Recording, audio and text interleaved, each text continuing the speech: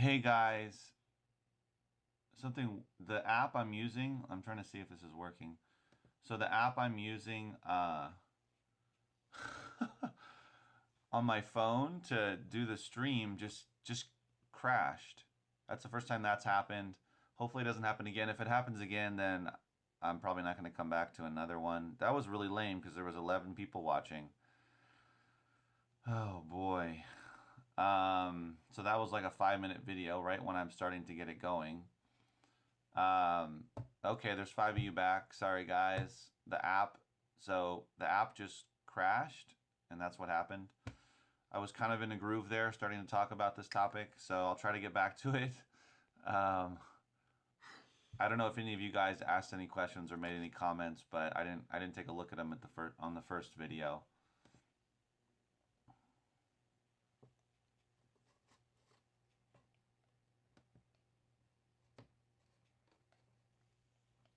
Okay. Oops. All right. So I'm on YouTube also because I kind of want to see if this is actually working. If the live All right. Sorry, guys. So yeah, basically what I was talking about was all the different courses. Is there any of you? Yeah, Manny. Hey, Manny. It was fun. It happens. All right. So, I just kind of want to know what you guys think about all these different courses for Amazon. Um, I think that it seems like, well, it's interesting to see all the different types of people that are creating these courses.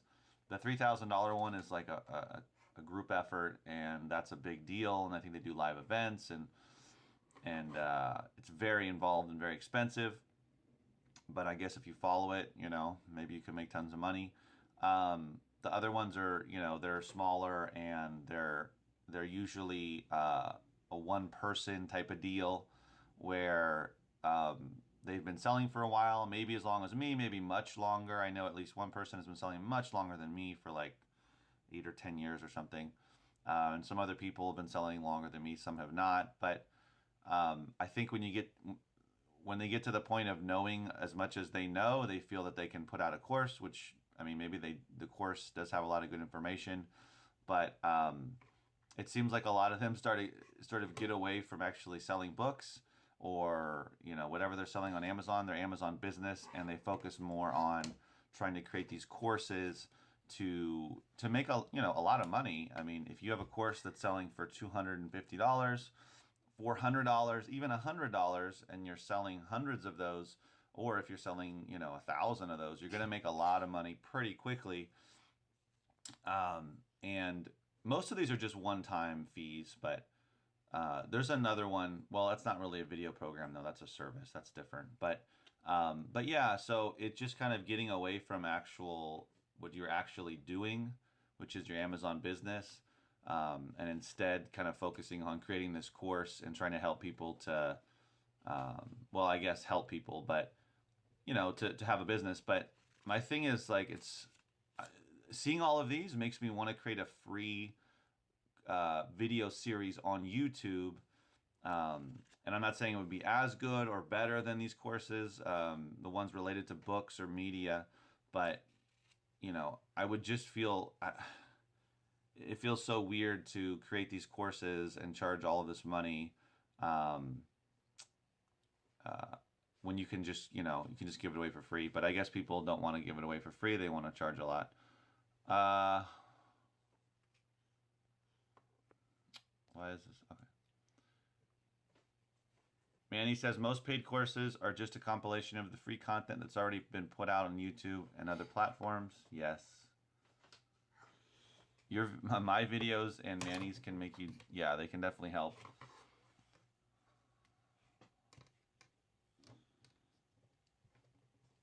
And then Musashi saying, I have no problems with courses, saves you much time if you are new to Amazon. Yeah, I mean, I guess so. I guess I just feel also that if you really want to learn it, you just kind of have to do it. And watching a video course, I feel like there's it's not that complicated. You know, there's things like, oh, what books do I, okay, for books, for instance, there's things like, oh, what books do I source? Well, I mean, you can get that if you're just starting out, you have no clue. But like Manny said, you can watch YouTube videos. You can go on to find Facebook groups. When I first started, it was a YouTuber who's still on YouTube but doesn't update that much. Who still sells books on Amazon but also does eBay a lot. And he was making a lot of videos, and he also had older videos. And so from those, I was able to learn about how to sell books, or that you could even make money selling books on Amazon. And then from that, I just started going along and finding other videos, and then finding out about Facebook groups and that sort of thing. Um, I don't know. I guess for me, I'm kind of opposed to that. I guess it's not being opposed to like to learning from a paid course. It's more of like there's just so many of them. The proliferation of them is kind of crazy to me. There's just like there's too many of them. You don't need to, and I feel like people are trying to take advantage of the opportunity of, you know, of selling this information, knowing damn well or darn well that most people will not even watch the videos and won't finish the courses. And I know people will say, yeah, but that's their own fault. If they're going to buy it, they should actually do the course, and I agree. But at the same time, you know that, you know, a high percentage of people aren't going to finish it. So you really what you're doing is you're spending the time to create the content, and not really to help people, but just to make the money. If you really wanted to help people, you can just offer it for free. It's not that complicated, right? I mean, setting up a FBA account, sourcing. There's little tiny details that are important, right? Like, where do you source? What books should you source? You should not spend so much time on fiction. You should spend more time on nonfiction. Should you look up pre-ISBN books? You know, there's little details like that. Should you use software to upload your books to Amazon versus just going into the Amazon Seller Central? Well, it depends how much money you have. How can you afford it? Do you want to pick up the pace, be more efficient, so you can source more? How much money do you need to start the business? Not that much. Probably like a solid $500 to really get it rolling. So, you know, there's things like there's little details, but I really don't feel that there's a need for so many courses. Uh,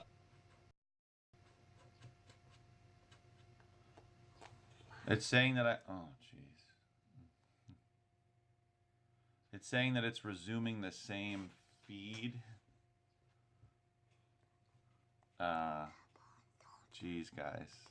I guess I need to get a new app. But anyway, I just kind of wondered what you guys were thinking about it. I don't know what's going on with this. Is this the same? Guys, is this the same one? I can't even tell. Oh, okay. Here we go.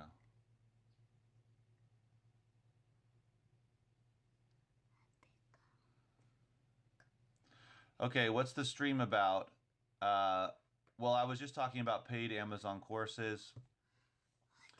Yeah, like the title says. None of the courses will tell you to avoid the books that have the lowball pricing mega sellers like Jensen Books.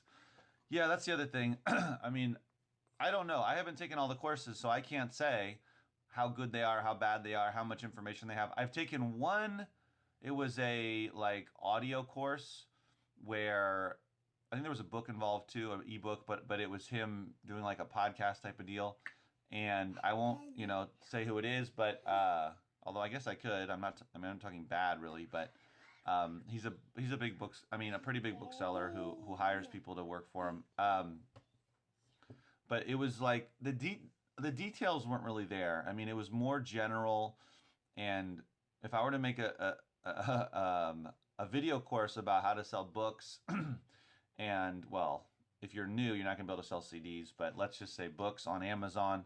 I mean, I would try to be as detailed as possible and really try to plan it out ahead of time, especially things like, you know, avoiding yeah, mega sellers. I mean, on certain ones, just little things like how to price. Do you look at merchant fulfilled prices and all of that? And there's been definitely some detailed ones about pricing, and I took one course about pricing, but I didn't find that it was as good as I thought it would be.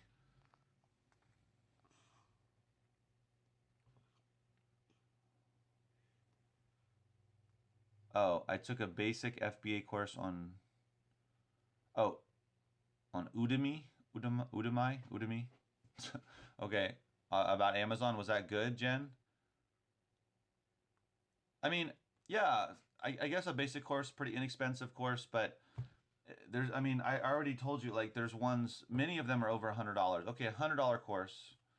There's just so many of them. I mean, one, two, three about that I found, four just about book selling. You can probably find like 80-90% of the information that they have in there on YouTube, or even better or just as good in certain Facebook FBA book selling groups, which are free. You can ask tons of questions, get lots of answers. People are generally pretty cool in there. Oh, you know, Papa. So, I don't know. I don't know how much more I can talk about the courses, but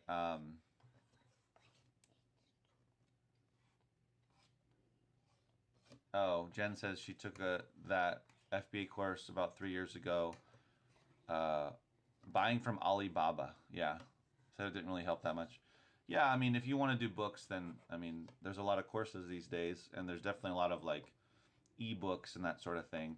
Um, I don't know. If you're gonna go the paid course route, maybe try one out. I wouldn't say I don't think you need to go buy all four or five or whatever. Um, if you try one out, it's not very good. I mean, if you're brand new, you're definitely gonna learn something. If you know absolutely nothing, if you just got your account a week ago and you haven't even sent in an FBA shipment, then you're definitely gonna learn. Um, but you probably don't need so many courses, and it seems like all of them are kind of competing with each other to a certain degree, just trying to get as many of the incoming uh, new sellers. I mean, also there's information there for people that have been selling for a while, or at least they claim there are. There is information for people that have been selling for a while, so that might be the case as well. Um, but if and when I have the time, I would love to make a video series, a free video series on YouTube about how to sell on Amazon books. I mean, I guess I can't really do CDs um, or music, but I guess I could do it about books. I mean, that's the thing. It's kind of straightforward. It's not that complicated. This is not a super complicated business, and you can be in business or partnership with Amazon where they do a lot of stuff for you if you're doing FBA, by shipping stuff in. So yeah. Um, whoa.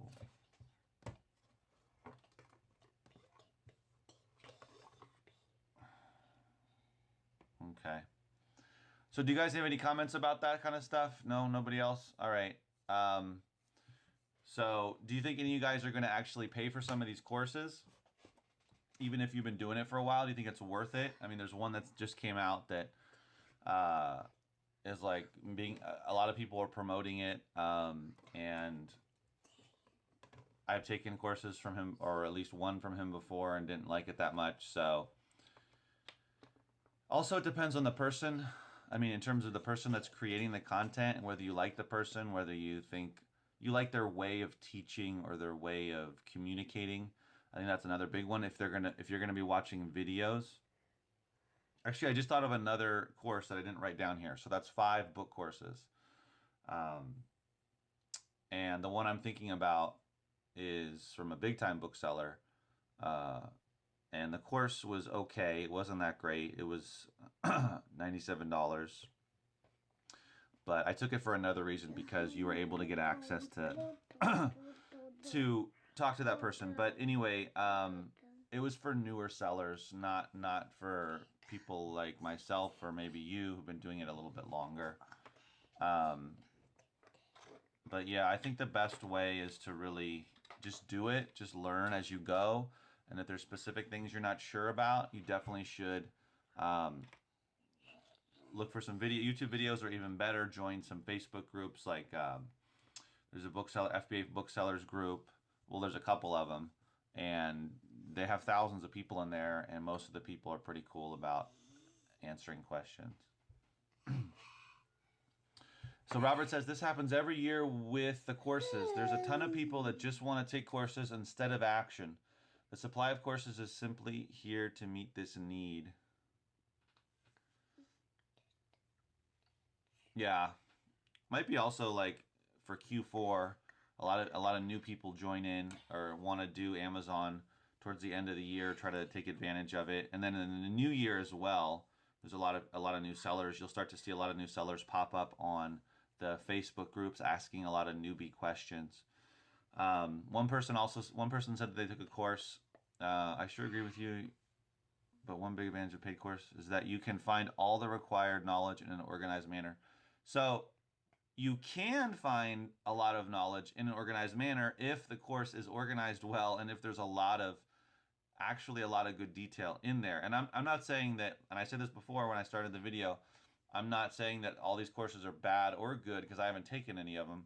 I'm just saying that the few that I have taken, and with the proliferation of them being so many of them, is chances are pretty good that some of them might not be that well done, might not be that organized, might not have that much information. But if there's some, I mean, he says he took one and he really liked it.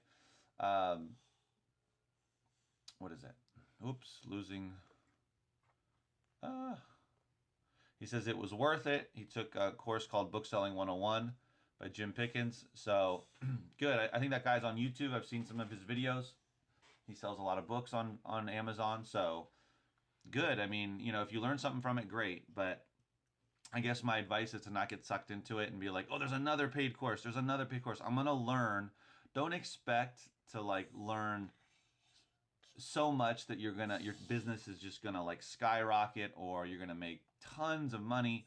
I mean, you know, some of them are sold in different ways. Some of them make a little bit more of a claim than others, and so just be careful, I guess is what I'll say. I wouldn't be paying for any more courses, and I think I only paid about $10. Oh. Okay.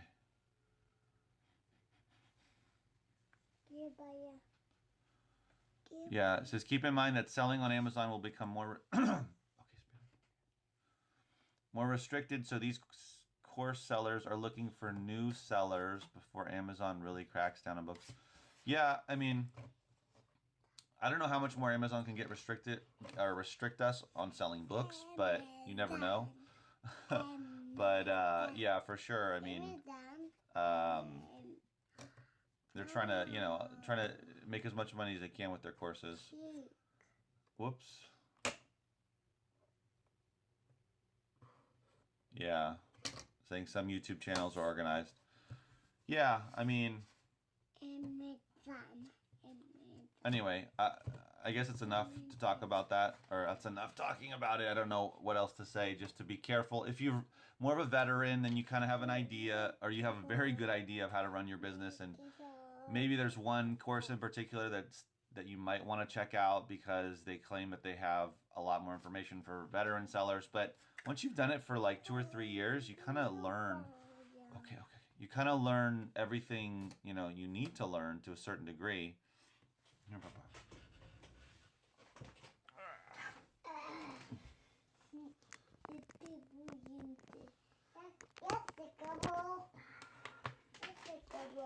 Okay, so I'm walking to get my son something to eat. Yeah, so just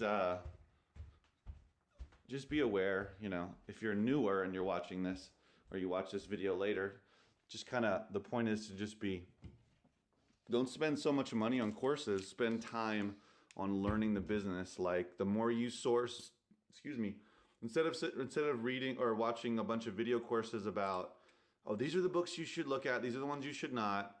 Instead of that, just go out to the thrift stores, go out to the garage sales, to the book sales, and just scan lots of books, look up lots of books. And if you look up a couple thousand books, which should take you a few months, you'll know more than someone who watched 4 different video courses and, went out sourcing a couple of times. Trust me. Ugh.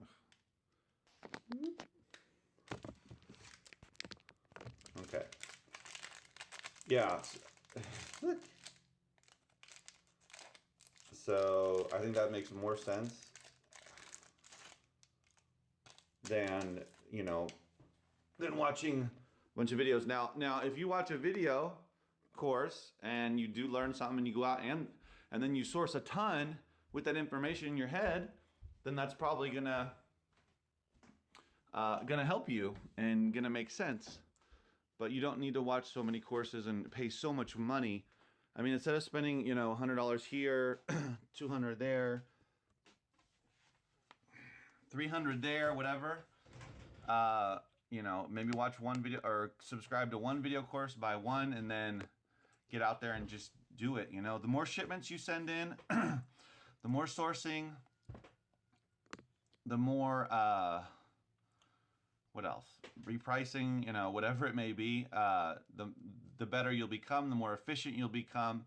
The different softwares you get exposed to, you know, if you use ScanLister, if you use Inventory Lab, or if you use Accelerlist, maybe you want to jump into repricing. There's a lot of good information out there about this. A lot of it free. So I just, you know, just you don't need to spend that much money to learn the business when you can just learn it by doing it. You have to spend money on things like buying a scanner, paying for FBA Scan or whatever application scanning software you're going to use or app you're going to use. If you want to get the Pro account, the Amazon Pro account, which I recommend, but I think you should be at least selling, you know, well, they say 40, but a good amount per month. I didn't get it until I was selling 40 plus a month. So, you know, those are things you have to spend money on. You have to buy, I mean, you can get boxes for free out of dumpsters, but if you don't want to do that, you can have to buy some boxes. You have to buy tape. You got to have a printer. You got to have paper. You got to have ink. You need to have a scale. So buy a scale. So there's a lot of these things. It's not that expensive. That's why I say about $500 or so for you to get in a few shipments and have all the stuff you need. Maybe more. I mean, I would say 500 to 1,000 just to kind of play it safe. If you go sourcing, let's say try to source 100 books, about $1 each a book to source. But then you have to pay for inbound shipping. So depending on a lot of variables, where you live, etc. So you want to leave, you know, as much money as you can, especially if money is tight when you're starting this business, to put towards the business versus spending $100 to, you know, $300 for video course or buying multiple video courses. So I guess that's just my advice. Watch a video course for sure. Do it. See what you can learn, but take that information and run with it. Don't go watch or don't go pay for another one and another one and another one. Pick one of them, go for it, and, you know, whatever you learn from sourcing, whatever you learn from building relationships maybe with somebody at the thrift store or at the library sale, take that information and run with it and turn that $100 investment into the video course into thousands of dollars of profit on Amazon. Oh, Parvez, I'm going to butcher your name. Parvez. It says, my boy is adorable. Thank you. He's 2. Say hi. Hi. He's 2 years and 4 months. Just woke up from a nap, so he was a little hungry. Let's see. Yeah, so maybe one day down the road I'll create a free video course, but if I'm going to do it, even though it's free, I want to do it well. I would want to do it well, as in have it be detailed, have it be organized, like, you know, this is sourcing, this is shipping, this is repricing. I don't have a repricer, but, you know, these are some of the repricing softwares, or you could just go in there and I can show you how to do it manually if you don't want to pay for a repricer yet. You know, the strategies of where to source, how to find places to source. If you're comfortable talking to people, the owners or managers of thrift stores, or people work at book sales, or maybe asking people at an estate sale, do you have any more books in the back? Are these all the books? Are these all the CDs? Is this all the vinyl? Do you have more? You know, so there's a lot of stuff to learn. also reading the information on your app, right? Whether it's FBA Scan or whatever it is, knowing which book makes sense to send in, making sure you have all of the expenses in your app. So, how much are you spending on the books? Put that into the app. Inbound shipping. Have an idea of a realistic idea of how much you're spending per pound or per book or whatever. Put that into the app. If you're doing placement, inventory placement, which is what I'm doing, so I can get things to one warehouse, that's 30 cents to more, depending. But for CDs, it's always 30 cents. But if it's a bigger book, it might be 40 cents or even more per item. Include that when you're scanning. So, this type of stuff is important to know. It's little details, but it's those little things that are more important as you're understanding and learning the business. Jen says building relationships is very important. Yeah, I mean, I don't really like to talk to people that much. I haven't really built many relationships with like stores or whatever, but I did seek out bulk sources and kind of went after that a lot, and I was able to find some. And so totally different topic. Do you guys want to talk about something different? Because I think this is enough talking about this. If you guys don't have any comments, but about a week ago, well, more than a week ago, like 3 weeks ago, I found someone on Craigslist who was, excuse me, trying to get rid of Gaylords of CDs. So I went and picked those those Gaylords up, and it was a bit of a risk because these are CDs this is just an Amazon seller, probably like a good size Amazon seller. I mean, very big compared to me. He has employees and sells CDs and DVDs on Amazon, merchant fulfilled, not FBA. So these are CDs he had gone through. He says he only has his people, no, Papa. He only has his people scan or look up CDs that have barcodes that you can scan. So all the CDs that either didn't have barcodes or they had barcodes that are like the Columbia House, BMG ones that you can't scan with into the Amazon app or software. And so he doesn't have them look stuff up manually. So he knows, and I know, having done this long enough, that there's definitely still CDs that are going to be valuable to send into Amazon that don't have barcodes. So to make a long story short, I bought like a bunch of those Gaylords from him. But more importantly than that, after I go through all those, even if I don't make that much money off of them, a little bit of profit, but not a ton, I build the relationship with him, and he is currently getting into another category on Amazon that's more profitable for him in bulk. It's a totally different category than CDs and DVDs. And so he says that within the next 6 months to a year, if he's able to grow that part of his business, then he's probably going to go into that 100% and stop selling CDs and DVDs on Amazon. And now this is a guy who has a big warehouse. I went to his warehouse to pick up the Gaylords, and he's got, he says he has around 300,000 CDs and DVDs sitting in his warehouse, listed on Amazon Merchant Fulfilled. And he sells a lot per day. And he's got like, I don't know, 8 employees or whatever. But, so he's got sources where he gets Gaylords of media, of CDs and DVDs and that sort of thing. Excuse me. So he says, well, if I end up stopping CDs, DVDs, I can, help you. Basically, he's saying he can give me his contacts to where I can utilize, or I can have access to the bulk mixed media that he gets in Gaylords. So that's a second contact of bulk. And, I'm just one person right now.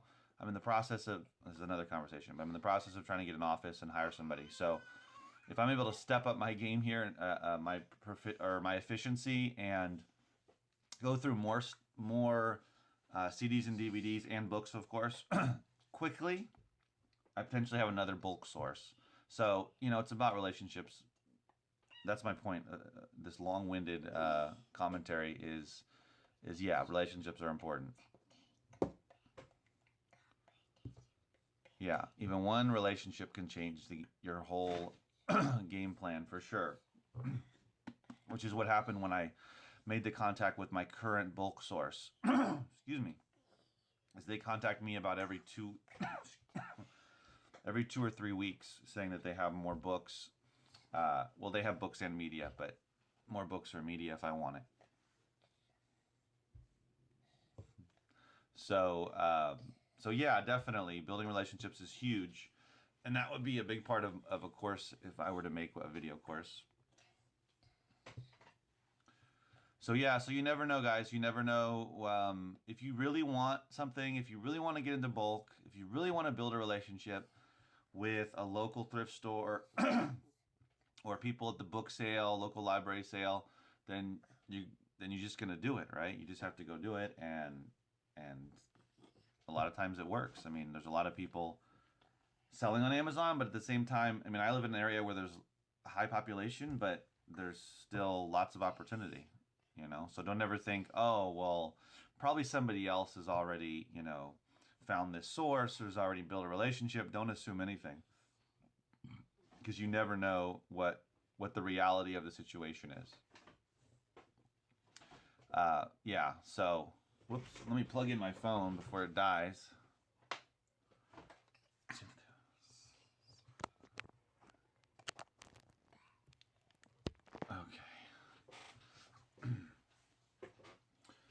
So, oh, careful.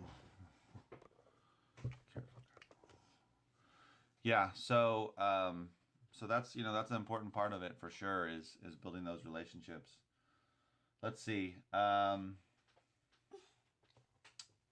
think that's about it, guys. I think I'm just gonna get back to work, feed him some more food, and make another video another day about something a little more or something else I can talk about to share with you guys. So, thanks for watching. And as always, remember, guys, keep booking. Whatever you're doing, keep it up. And I will make another video shortly, or hopefully this week. Ideally, I'll make them more often to, oh.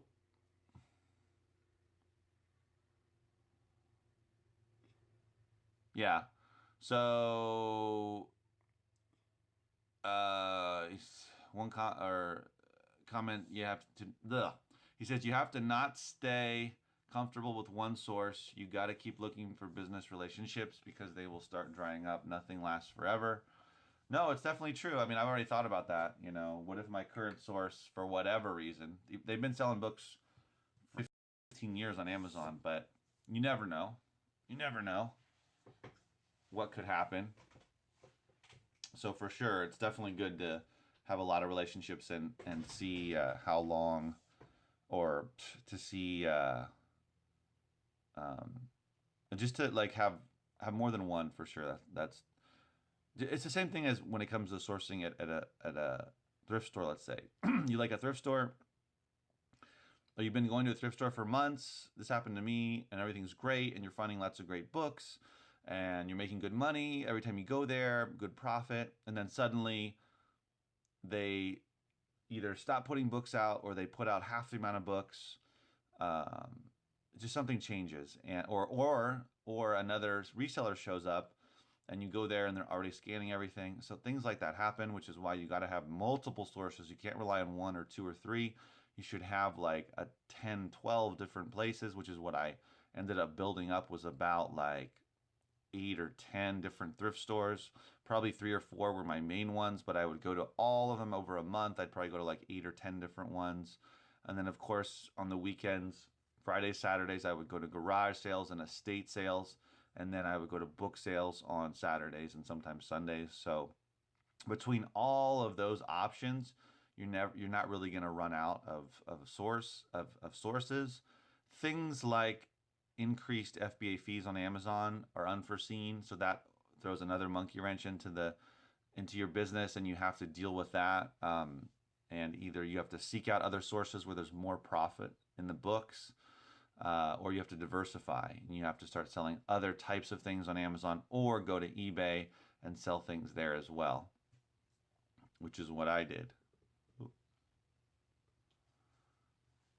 Yeah, so for sure, whether it's bulk or whether you're going the route that I started out with my Amazon business, is definitely you have to have a lot of different sources because you can't rely on one, and there's bound to be change eventually, either with Amazon or excuse me, or with your sources. It just happens. I mean, I've also seen book sales, like one that said they were going to stop doing the book sale because they thought people weren't going to buy books, or book sales that it fluctuates, right? There was a ton of resellers when I went one time, and the next time there weren't that many.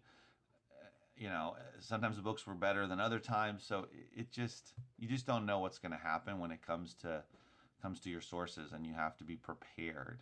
If you're only in this business for a couple of years, make a little money, get out, whatever. But if you want to stay in it for 3 years, 5 years, 10 years, then you're going to want to build that solid foundation, whether it's bulk or whether it's going out there and sourcing in the stores and in the sales. You're going to want to have that foundation so you don't ever have to worry about not finding things to sell. Excuse me. So, so yeah, guys. So this video has been fun. I've enjoyed it. I plan on making some more this week. Talk about different topics. Um, let's see. Maybe talk about eBay. Maybe talk about. I just went through a bunch of CDs over the last few days, so I'm getting ready. I'm going to start preparing. Once I get through these, I'll start preparing an FBA shipment, which will be mostly CDs with a few books. I found some valuable books in the Gaylords, a couple of school book, textbook type of deals. So yeah. So thanks for watching, guys. I enjoy the interaction and hearing what you guys have to say about things and trying to share some information or just what's going on in my business. So another one I'll probably be making is I might be getting an office. I submitted an application for a lease nearby where I live, so we'll see if that works out. And I also have someone potentially to help me list on eBay. So if all that works out, falls into place, I'll definitely be making videos about that too. So, as always, remember, keep booking, and I'll see you next time.